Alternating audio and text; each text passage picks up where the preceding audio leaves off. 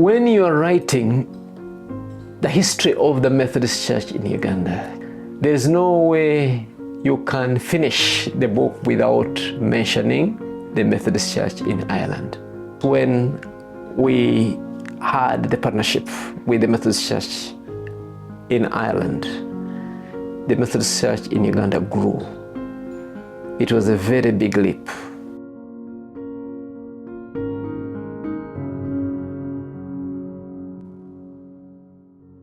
I'm Reverend David Ntogonya. I'm the Bishop of the Methodist Church in Uganda.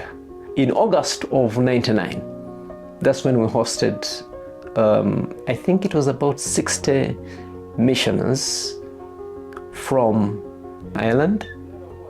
So what I remember is that we worked alongside each other with these young and old. Actually, it was a very mixed group.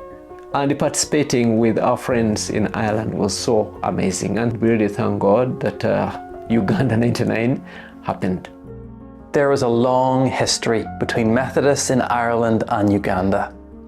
That relationship began in 1999 as our churches worked together to build physical structures.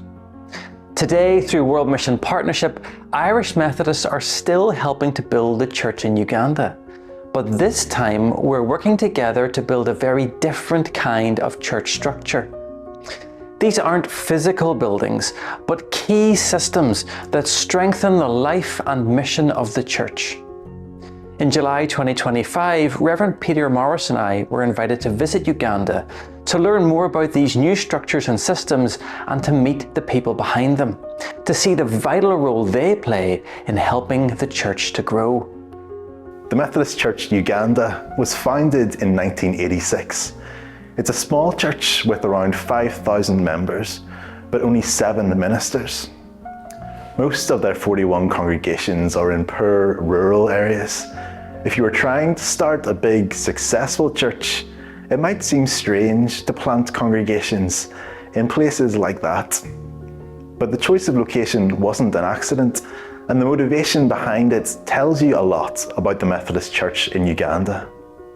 Our strategy in the very beginning as a church was not to go out and compete with existing churches, those that were known. So the Methodist Church targeted places where there is no church because we really felt we needed to reach those villages that were unreached, in places where we felt perhaps the nearest church was several distances away. And I think that is how we ended up in the places where we are, especially in the rural areas. The church went to the rural areas because that's where they were needed. And one of the biggest needs facing rural communities is access to education. Uganda has one of the world's youngest populations, with almost half made up of children aged 15 or under. During our time in Uganda, we saw many examples of how ministry with children and young people is a real priority for the church. In particular, we saw how important Methodist schools are in Uganda today. The church itself was born from a school ministry, and Bishop David told us about the vital role these schools play. This church started in 1986 with one minister who had been a Muslim.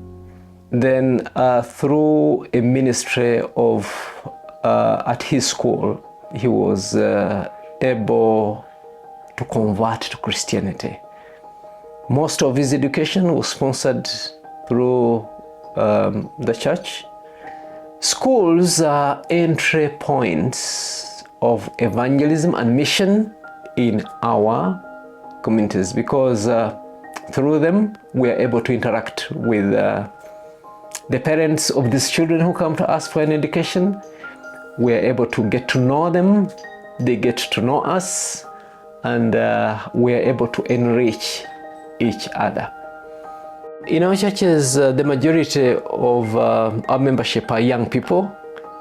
We feel as a church that if our activities are centered around young people, I think that is something that will really enable us to get stronger as our church grows. The Methodist Church in Uganda has invested heavily in this work, some of which is being led by people who themselves benefited from youth ministry in the past. During our visit, Peter and I met Joel Isabire, who manages a church program supporting children. As a child, Joel was blessed by Methodist youth ministry and also by visitors from Ireland, people whom he calls Bazungu or Mazungu. My name is Joel Isabire. I am a Methodist. I am a professional accountant. I support a program where we support children, support pregnant mothers, we support babies to see that they achieve their entire destinies God has ordained for their lives. I remember when we were still young, there a group of Bazungu in our country called them Bazungu. When they came, we children really expect biscuits, we expect sweets. But I didn't know that this was my encounter to meet Jesus. This was my turning point in my childhood. I was really dirty and shabby, and all on my life I knew that kids who go to church always have better shoes.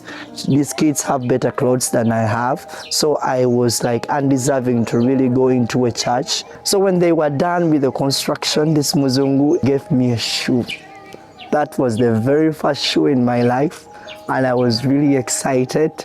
I think I went to school that very week. I was the happiest man in the entire world because I had a shoe on me. And they also gave us clothes. They gave me a very big shirt because one man gave me a shoe and another gave me a shirt. That became my attire for every Sunday.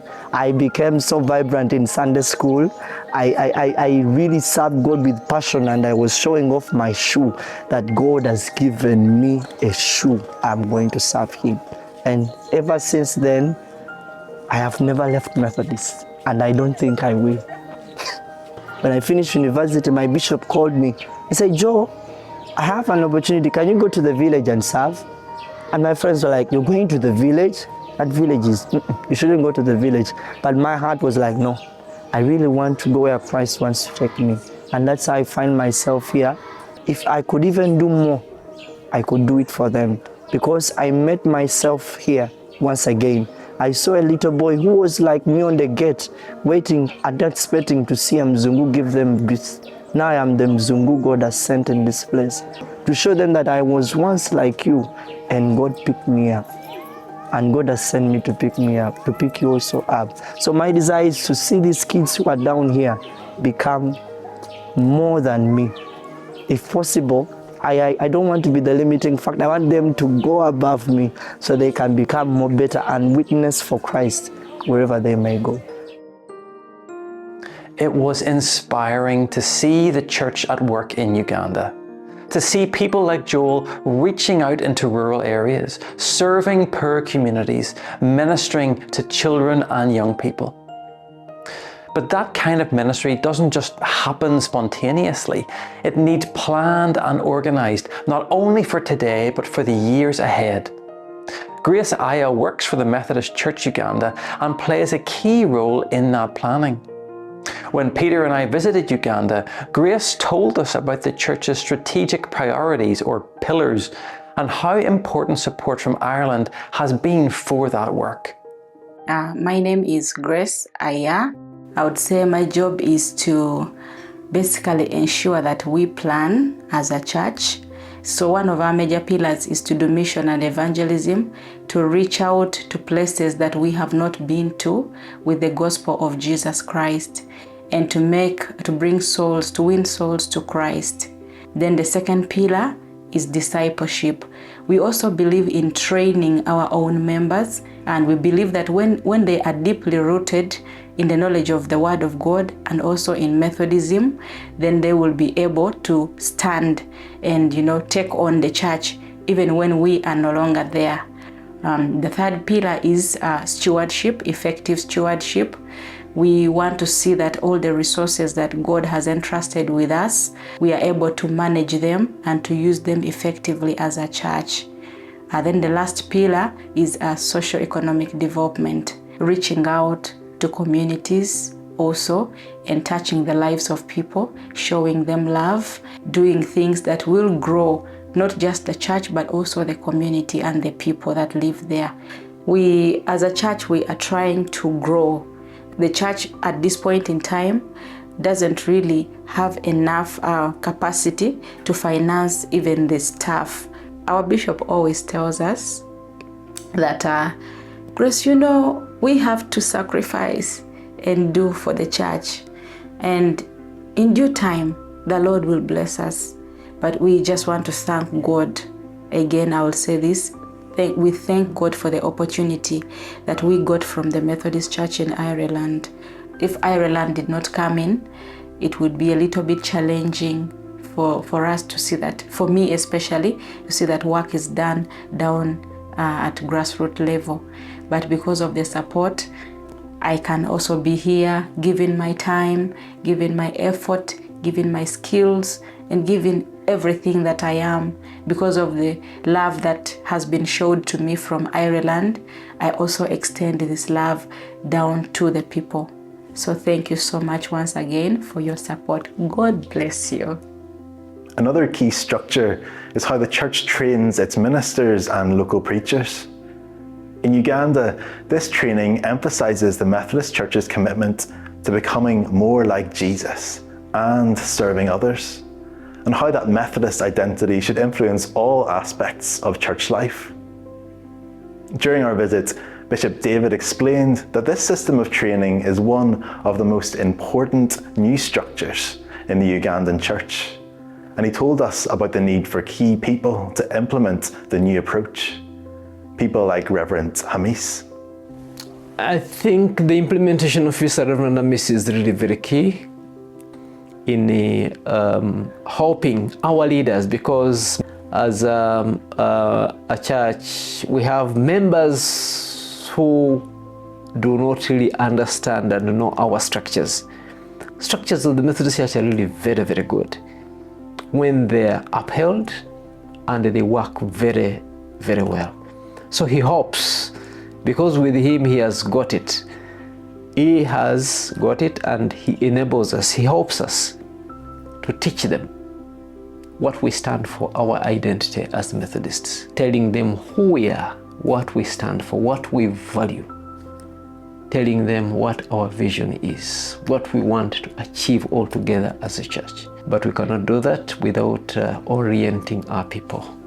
We need this training of our members, training of our leaders. You are playing a vital role in supporting this work through your giving to World Mission Partnership. Your donations help fund the structures that Bishop David talked about. Your donations fund the training that the church needs. And your donations support the salaries of key staff like Grace and Reverend Hamis. Thank you for those donations, which are helping the church in Uganda to grow. My dream is to see this church growing into a very, very strong conference where we decide our own things, where we are able to create our own structures that work for us. I want the Methodist Church in Uganda to be stable financially. I want to see the Methodist Church in Uganda growing, stronger every other day. I want to see the Methodist Church in Uganda stabilizing. I want to see the Methodist Church doing better than in the past. Because I really feel, and I'm convinced, that this is the time for us to really work very hard towards that. I can foresee that yes, we'll be able to get there, and we shall get there strong, because we are very determined.